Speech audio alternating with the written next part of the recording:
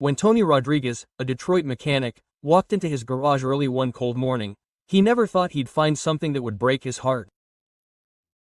Under an old, abandoned truck stop, a German Shepherd was lying there, frightened, emaciated, and barely alive. The poor dog had been living there for weeks, somehow surviving on scraps of food and rainwater. What Tony did next wasn't just a kind gesture. It was the beginning of something much bigger, a decision that would expose the dark realities of animal abandonment, bring an entire neighborhood together, and prove how an ordinary guy can be capable of true greatness. This story will touch your heart and show you just how powerful genuine kindness can be. Tony had been running his small auto repair shop in East Detroit for 15 years.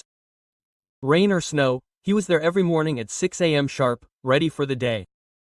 Over the years, he thought he'd seen it all: broken down trucks, harsh winters, the worries of the neighborhood. But this November morning was different. It was freezing outside. The windows were frosted over and Tony could see his breath. As he walked across the parking lot, he noticed again that old 2008 Honda Civic that had been sitting there for almost 3 weeks. He had been meaning to call the tow truck for a long time, but just never did. As he walked over to check the license plate, he suddenly stopped. He heard something, a soft whimper. "What the hell?" he muttered and got down on his knees to look under the car. What he saw hit him like a ton of bricks. Hiding in the small cavity under the car was a German Shepherd so thin you could see his ribs. His fur was dirty and matted, his eyes a deep amber filled with fear. He was shivering from the cold and trying to make himself as small as possible so that no one would notice him. All around him were pieces of trash, food wrappers, empty bottles, evidence that he had tried to survive somehow. "Calm down, boy," Tone said softly, trying to contain his anger. "No one's going to hurt you." But the dog didn't believe him. He pressed himself even lower to the ground, as if he wanted to simply disappear. Tone could see right away that this was no ordinary stray. The dog had been through something really bad. Maybe abandoned, maybe abused. Whatever had happened, the fear ran deep. Tony had always had a soft spot for dogs. He had grown up with them. After his parents died in a car accident, he was raised by his grandmother, who had taught him that animals were innocent and worthy of love and care. But he had never seen anything like this. A dog so scared that he would rather hide under a car than trust a human. "Maria," he called to his assistant, who had just arrived. "Can you get some breakfast sandwiches from the deli and a bowl of water?" Tone sat down on the cold asphalt right next to the car. He didn't push. He didn't try to pull the dog out.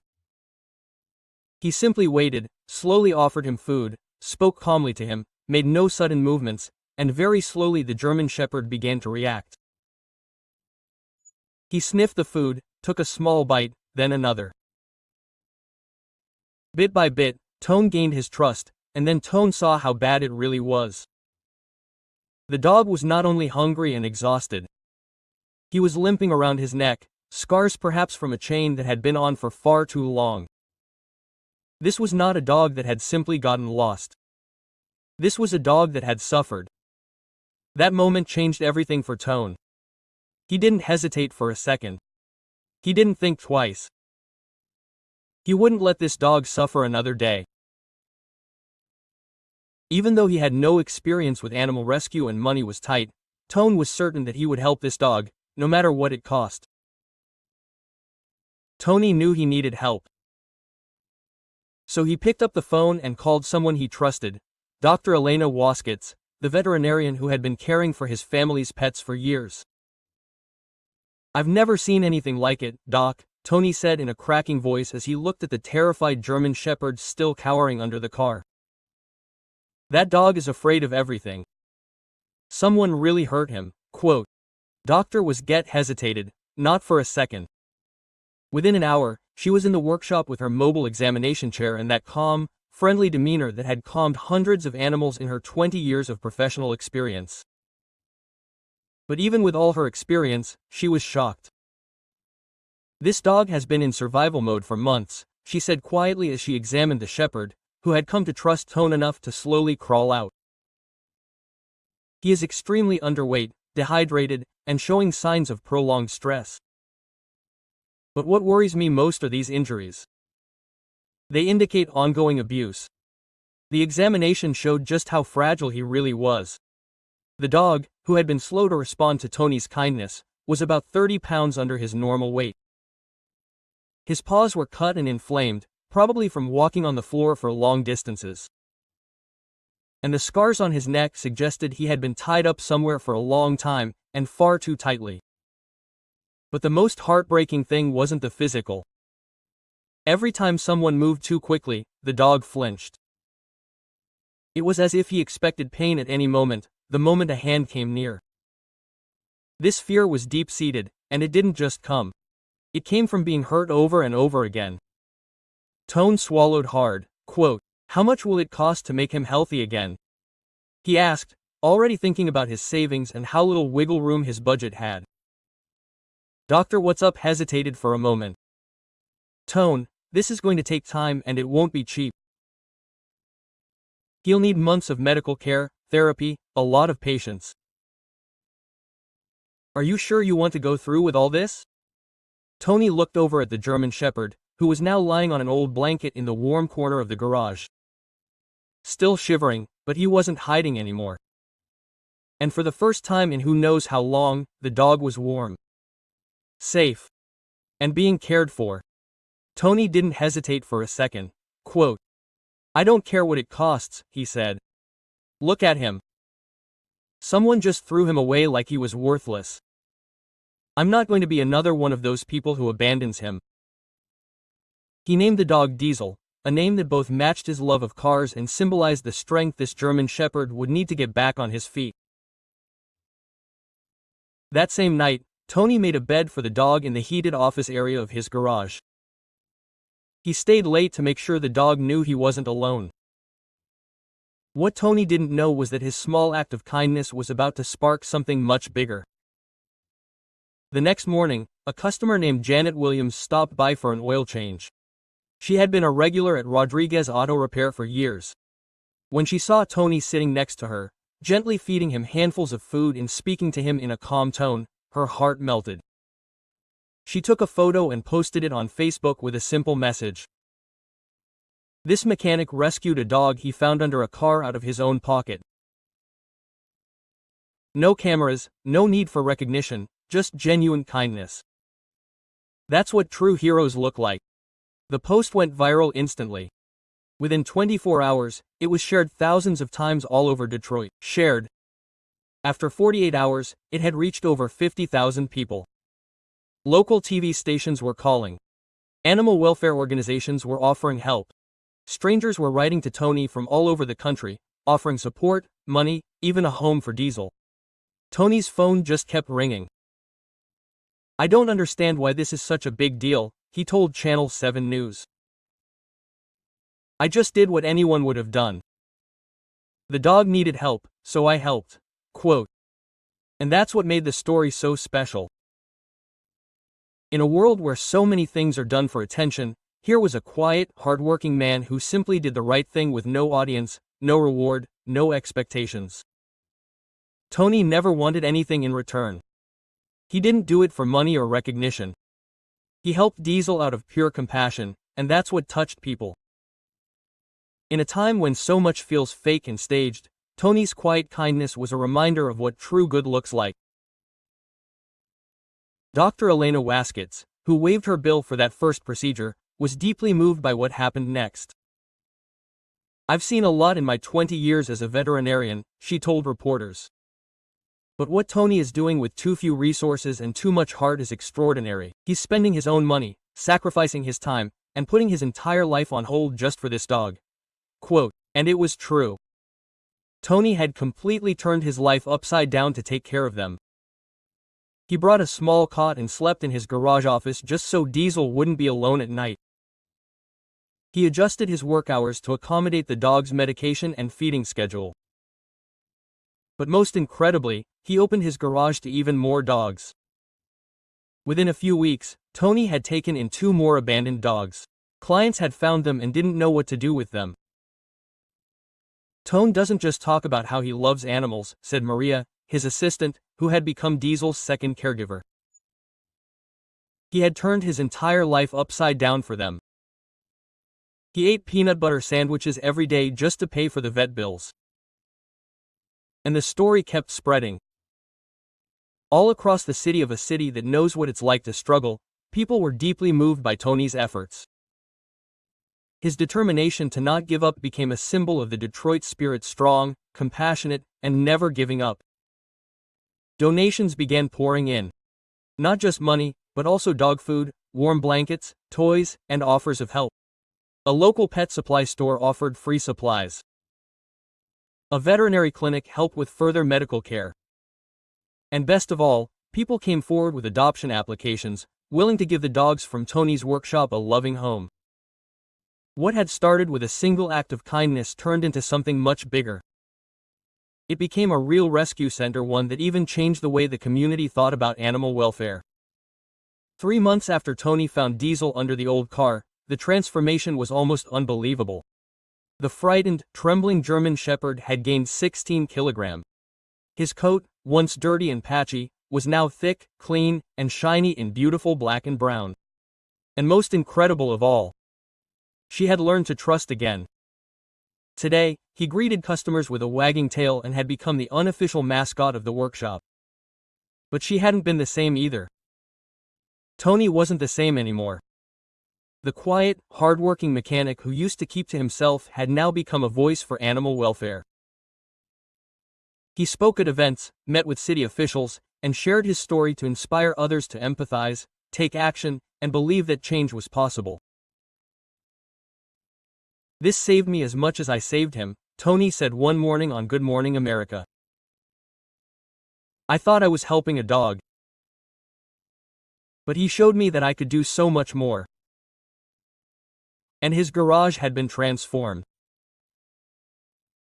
Tony now called it Second Chance Garage, still a place to fix cars, but also a place where dogs get a second chance at life. The waiting room was now filled with adoptable dogs, walk-ins to spay, neuter, and vaccination programs, and a large bulletin board where people could post notices for lost or found animals. Dr. What's Up, who was now a volunteer veterinarian for the rescue, documented this recovery for trade publications. Quote, "This story shows how incredibly strong animals can be when given the right care and, most importantly, unconditional love," she wrote. What made Tony's approach so special was that he didn't treat them like a problem to be solved, but like a family member. He took them into his everyday life, gave them a purpose and a place to belong. And that turned out to be the most powerful cure of all. Dr. Jennifer Martinez, a leading behavioral scientist at Michigan State University, visited the garage to see what Tony had built. She was thrilled.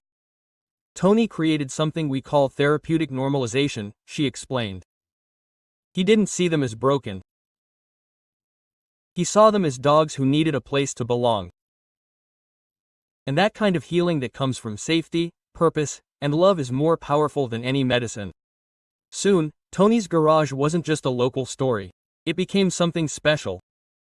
People came from all over the Midwest. Animal lovers, rescue groups, even college students. They all made their way to Second Chance Garage. They came to meet them, to see the place where kindness had changed everything, and many of them went home inspired to start something of their own. Tony had never set out to be a leader. But without even realizing it, Tony had created a new model, a whole new way of rescuing animals. One that felt less like a shelter and more like a home. "People keep asking me what the secret is," Tone said one day as she happily padded over to a shy new dog. "But there's no secret. You just treat every animal like they matter, like they have value, like they deserve love. That's all. It's not complicated." Thanks to donations and support from all over the country, Tony was able to do even more. He hired a small team and expanded part of the workshop to make room for more dogs. But he remained consistent about one thing. "This is still, first and foremost, a workshop," he said. These dogs don't need a shelter. They need to see normal life. People working, cars coming and going. They need to be part of a community. And then something happened, something that would change history and shock the entire nation. 6 months after that rescue, Detroit Animal Control received an anonymous tip. Someone reported an abandoned property on the city's east side. The caller suspected that an illegal dog breeder, known as a papam, had been operating there and that the owners had recently fled, leaving animals behind. What Animal Control found was worse than anyone could have imagined. Inside a collapsed warehouse, filled from top to bottom with cages, were 47 dogs, most of them German shepherds. No clean water, hardly any food, no medical care. Many were sick, many injured. It was heartbreaking. Among the abandoned belongings, investigators found a notebook full of notes, habit plans, sales lists, and, most gruesomely, a list of dogs that had been disposed of when they stopped making money. On page 23 was an entry that cut deep. This male, German Shepherd, 3 years old, was aggressive, abandoned, not for sale. East Side 1115, Detective Lisa Morrison, who was leading the investigation, took the notebook straight to Tony's garage. Quote, "We believe Diesel was one of their breeding dogs," she said gently, while Tony stared at the note in silence. When he was no longer of any value to them, they disposed of him like trash. The moment was overwhelming. Suddenly, everything made sense. The scars on his neck. His fear of confined spaces, his panic when touched. He hadn't just been abandoned, he had been used, exploited, and then discarded. Tone looked over at him, who was sleeping peacefully in his usual spot next to the radiator. His voice trembled. "He wasn't just abandoned," he said. "He was swollen, used up, and then thrown away like he was worthless. Also, someone else could make money." The story of Poppy Mill was in the news nationwide. But it wasn't just the horror that moved people. It was the connection to it all that proved that this gentle, loving dog had come from one of the worst places in the world and had survived. This story stands for thousands of dogs and Poppy Mills all across the United States, explained Dr. Sarah Kim, a veterinarian who specializes in such rescues. What makes him special is not just that he survived, but that he found someone who helped him heal. The people responsible for Poppy Mill were eventually arrested and prosecuted, but the damage was enormous. Of the 47 dogs rescued, 12 were so sick that they had to be put down. The others would need months or even years to recover. When Tony learned the truth about this past, his reaction was immediate. Quote, "If Diesel survived all that and could still trust again," he said, "then the others deserve that chance too." He opened his garage to as many of the surviving dogs as he could accommodate. Because for Tone, the mission had never changed. He still believed in what he had believed in from the beginning. Every dog counts, every dog deserves love, and every dog deserves a second chance. If this one could trust again, Tony said quietly, then so can these other dogs. They just need someone to believe in them. What happened next was something Tony least of all could have expected. His small garage rescue was about to spark a movement that would change the way America viewed papamills, animal rescue, and second chances forever. The connection between Diesel and the illegal breeding facility made national news. Suddenly, people everywhere were talking about where the world's Inzoranlungen really come from and how these dogs are treated. The discussion even reached the U.S. Congress. When Representative Maria Rodriguez of Michigan heard about Tony's story during a visit to Trut, she was so moved that she invited Tony and Diesel to Washington, D.C., to testify before a House subcommittee on animal welfare. Tone was completely overwhelmed. Quote, "I'm just a mechanic," he said. "I don't know anything about politics, but that's exactly why they wanted him there, because Tony wasn't an expert, he was real. And that made all the difference." When the day came, Tony was sitting in front of a packed room. She lay quietly next to him, as she always did. And Tony simply spoke from the heart. Diesel can't tell you what happened to him, Tony said in a firm but emotional voice. But his body told the story. When I found him, he was so broken that he thought living under a car would be safer than being with people. That's what puppy mills do. They don't just hurt the body, they break the soul. The hearing was broadcast live on national television, and within hours, clips of it were spreading on social media. Millions watched Tone speak. Many of them heard the truth for the first time ever about where some puppies really come from.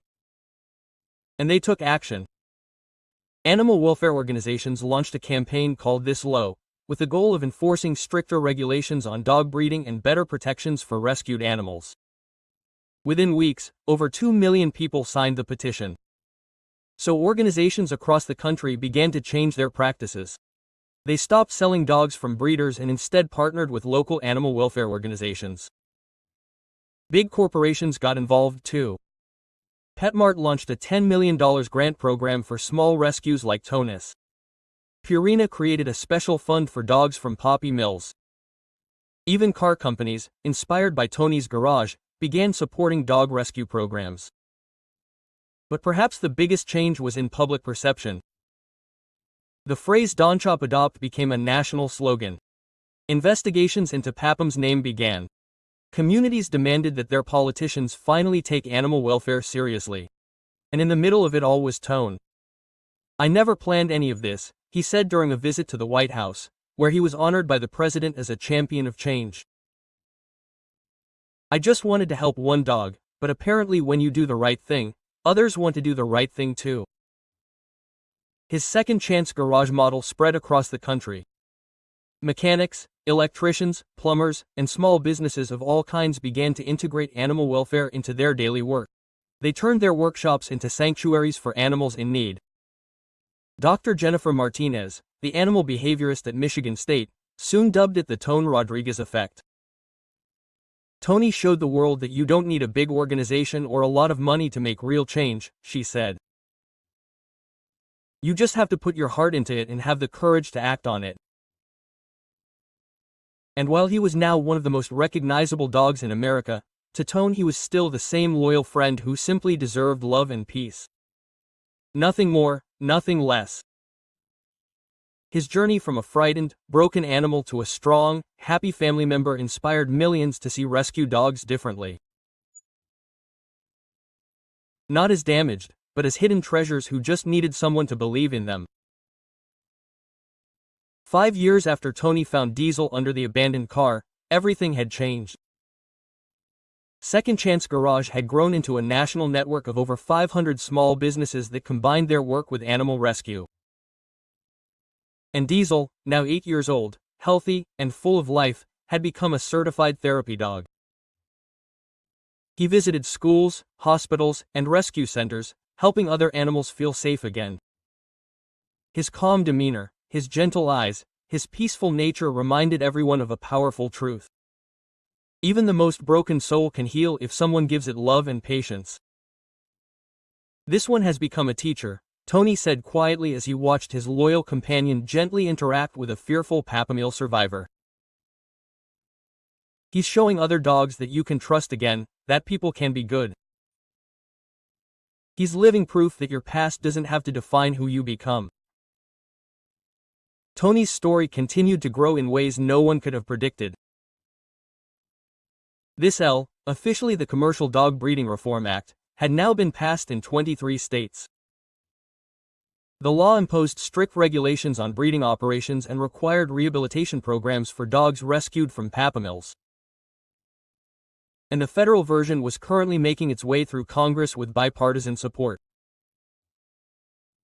Tony had never intended to be in the spotlight, but over time he came to accept his role as an advocate. He traveled the country, speaking at conferences, training other small rescue organizations, and meeting with legislators. Still, he kept coming back to the true, back to his garage, because that's where the real work happened. "People want to make everything complicated," Tony said at a national conference. They want systems and programs and big structures. But it's really simple. You see a problem, you solve it. You see an animal in need, you help. The rest is just secondary. Over time, the garage had grown into something even bigger. Today, it was a fully equipped veterinary clinic, a training center, a volunteer area where the neighborhood could learn about animal care. But despite all these changes, Tone insisted that it remained a functioning garage, one that also employed and trained people who were formerly homeless. Dr. Elena Vasquez, now a full-time veterinarian at Seconchan's garage, shared her impressive track record. Over 90% of the dogs we've rescued from Pappy Mills have found loving homes, she said. But most importantly, this is what matters. We prove that even the most hurt and fearful animals can thrive again if you give them love, patience, and time. One of the people Tony inspired was 16-year-old Emma Thompson. She volunteered at the garage and decided to become a veterinarian because of this story. Mr. Tony taught me that being a hero isn't about doing great things, she said. It's about seeing something wrong and choosing to do better, even when it's hard. On the 5th anniversary of the rescue, the city made the rescue official. November 15th became Second Chance Day. People were encouraged to adopt, volunteer, or simply be kind to an animal in need. At a public ceremony, the mayor symbolically presented Tone with the key to the city. But Tone, in his humble way, pointed to them. The real heroes are the animals, he said, his voice filled with emotion. Quote, "They show us what forgiveness means, what it means to move on, what it means to love again after everything that has happened. We just have to be smart enough to listen." That night, Tone and Diesel drove home to the garage where it all began. As they passed the rows of happy rescued dogs now living and healing there, one thing was clear. A simple act of compassion had set something much bigger in motion. If Tony and Diesel's story touched you, remember that you have the same power. Tony never set out to be a hero. He didn't set out to change laws or start a movement. He simply saw a dog in need and decided to help. That one decision has since saved thousands of lives and sparked real change across the country. Their story reminds us of that. Heroism doesn't require fame or fortune. It only takes one person to say, "I'm not just going to walk away." You don't have to be rich or powerful or perfect. You just have to feel enough to take action, even when it's hard, scary, or uncomfortable. Subscribe to our channel for more real stories of rescue, healing, and hope. Like this video if Tony's journey from mechanic to changemaker moved you. Share it with someone who needs to believe again in the power of a small act of kindness.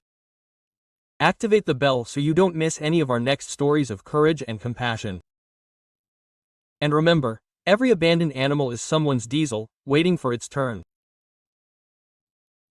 And sometimes the most ordinary moment in your day is your chance to be someone else's miracle. Because when you save just one life, it can spark a revolution of love.